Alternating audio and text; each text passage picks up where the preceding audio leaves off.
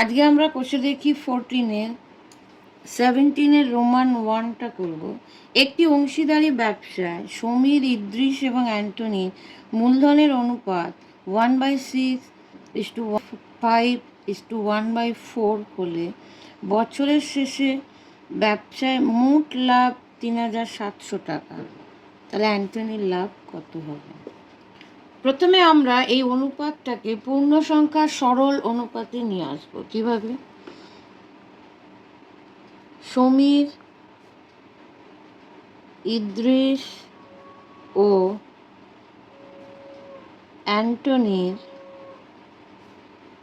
মূলধনের অনুপাত 1/6:1/5:1/4।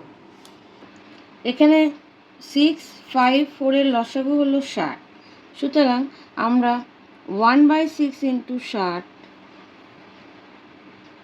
1/5 ইন্টু 60,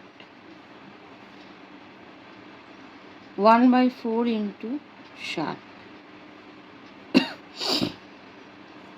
কাটাকুটি করলে 10:12:15।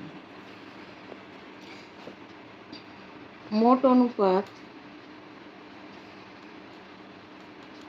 10 + 12 + 15 = 37। এখানে প্রথমে আছে সমীর, তারপর আছে ইদ্রিস, লাস্টে আছে অ্যান্টনি। আমাদের অঙ্কে আছে অ্যান্টনির লাভ কত।